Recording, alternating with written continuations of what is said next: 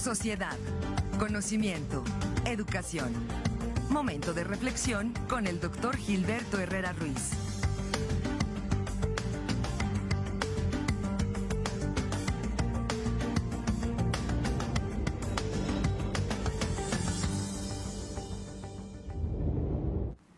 Pues bueno, continuamos con más aquí en Presencia Universitaria. Le damos la bienvenida, como cada viernes, al doctor Gilberto Herrera Ruiz, quien ya está aquí en este espacio. Doctor, ¿cómo está? Muy buenos días, Muy buenos bien, días. como siempre, muchas gracias. Doctor, pues continúa esta discusión, ya lo estamos platicando sobre el tema del Batán. Parece empantanada la discusión en estos momentos, porque pues parece ser que todo se está centrando en el debate político, ¿no? En si un partido u otro partido, pero ahí está también el debate de los ciudadanos, de los académicos, que parece que no está siendo tomado en cuenta. Y pues preguntarle, doctor, primero, pues, ¿tiene contrapropuesta Morena o no? Porque también eso es lo que se está señalando. ¿Y cómo ve usted el debate y el posicionamiento también del Partido Acción Nacional, todo lo que está sucediendo? Sí, mira, ha sido interesante el debate, creo que yo lo celebro porque ya la población lo está debatiendo, ¿eh?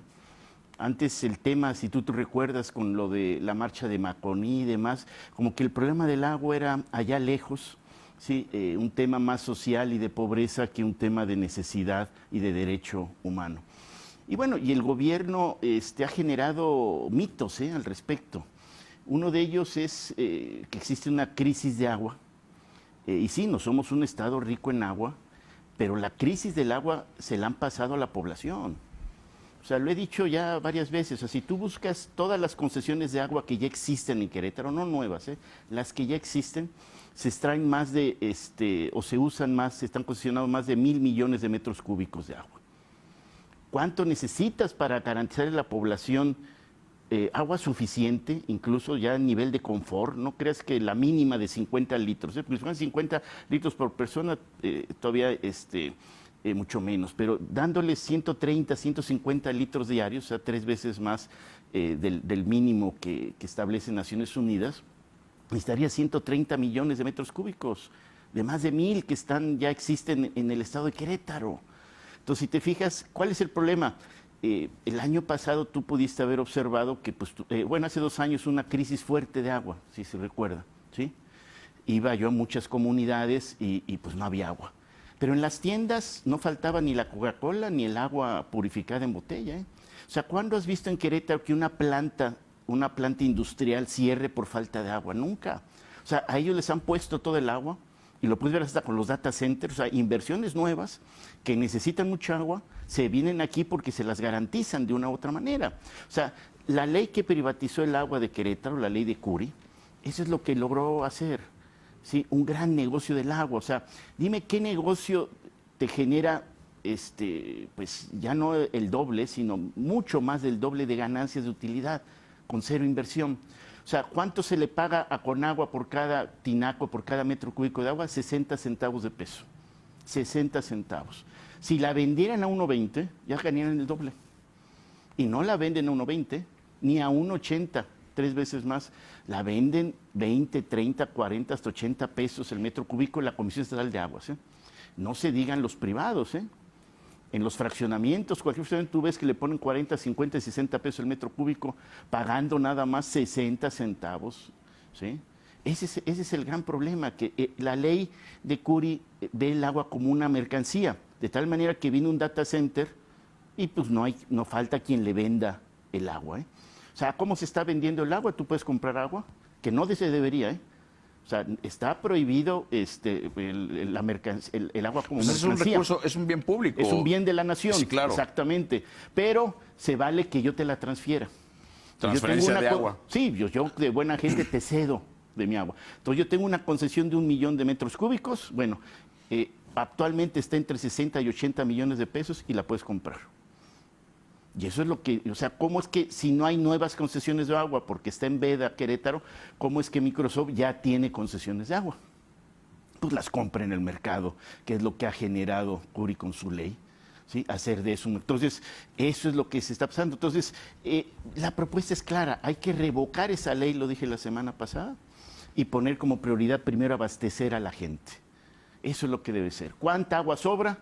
vámonos a los siguientes temas. Y entonces, en lugar de que la industria esté en el primer nivel, porque a ella no le falta el agua, ¿sí? Vamos a poner a la población en primer nivel en ese sentido. Una reflexión que teníamos Alfredo y yo, doctor, y se la comparto pensando en voz alta y sabedor de que usted es legislador federal, no legislador local. Yo le decía a Alfredo, a ver, la discusión de Morena es no al Batán, pero no hay una contrapropuesta técnica. Ya presentaron ayer una iniciativa para reformar la ley que regula el suministro de agua potable, para prohibir de forma expresa que el agua potabilizada se destine a consumo humano. Está bien, pero no hay una contrapropuesta de Morena en el tema del Batán. Dicen nada más no al Batán, pero no ofrecen, no hay ingresado algo en la legislatura que tengan otra propuesta para evitar o garantizar o combatir la crisis hídrica. Pero eso vuelve a lo mismo, no hay una crisis hídrica en el sentido de garantizarle a la gente el agua necesaria, como puede pasar en África, que ahí sí la hay, ¿sí? Aquí sí hay suficiente agua para poder repartir a la gente, ya están los números, ¿sí? O sea, reparte 150 metros cúbicos y lo garantizas para los 2.3 millones de queretanos y todavía te sobran, ¿sí?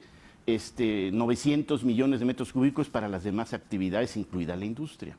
O sea, si te fijas, el problema, y así lo discuten los ambientalistas, no es sequía, ha sido el saqueo del agua. ¿Cuánta gente incluso no usa el agua? Porque el asunto es como si tuviera bonos del Tesoro, ¿no?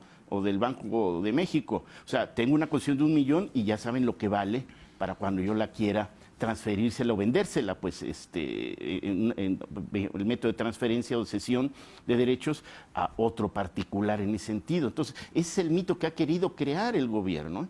De tal manera que, fíjate muy bien, casi todos los países del mundo, ¿sí? Europa y Estados Unidos, Canadá y demás, todo el drenaje va a sus ríos, ¿estás de acuerdo? El río Mississippi, el río Danubio, el que tú quieras.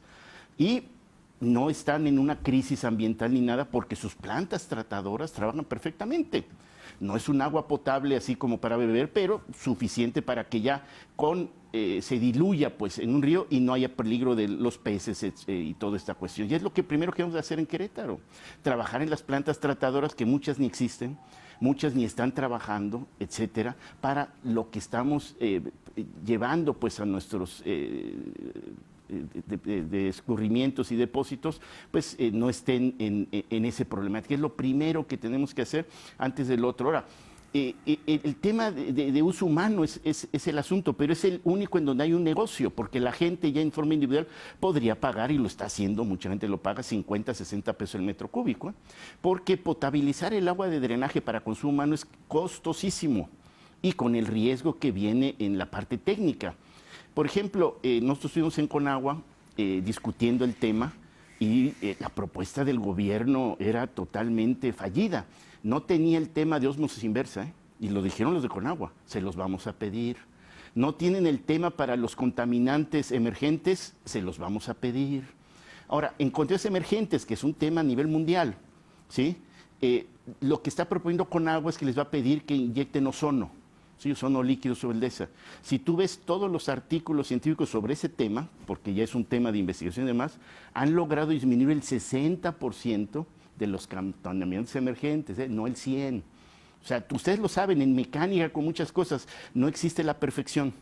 ¿Sí? En un sistema mecánico tienes más o menos 5% de error, los juegos de los engranes. Bueno, lo mismo sucede en todo sistema mecánico para uso químico. ¿Sí? Entonces, ese es el problema. ¿Qué es lo que ellos quieren solucionar? Muchos países lo solucionan, depositas el agua en un espacio muy grande de agua pues, más o menos limpia. ¿Es que el humedal? ¿Es el humedal? No el humedal, sería el batán. Sí, claro. Sí, el humedal sigue siendo un proceso biológico de filtración y mejoramiento del agua. ¿Sí? Lo pones en el batán, pero el batán está totalmente contaminado. ¿Sí? No es lo mismo una presa de agua limpia que venga pues, de manantiales y de la lluvia. Y entonces es como el agua de limón. Y fíjate que el agua de limón fuera un contaminante. ¿Sí? Te la tomas y te mueres. Bueno, pero si agarras un gotero y pones en un vaso de agua una sola gota, ¿sí? Ya ahí es menos, puedes eliminar esa probabilidad de que te haga mal. Si te fijas, todas las normas sobre contaminantes en el agua hablan del máximo permitido de partes por millón. O sea, asumen que hay contaminantes. O sea, si tú pasas que con una cierta cantidad de partes por millón de mercurio, entonces ya es mala y ya no puede ser usado para agua potable. Pero menos de eso sí se la puedes pasar a la gente. Bueno, es lo mismo. Entonces tratan de diluirla muchos países para precisamente disminuir ese error mecánico que existe en todo momento de la capacidad de potabilizar, ¿sí?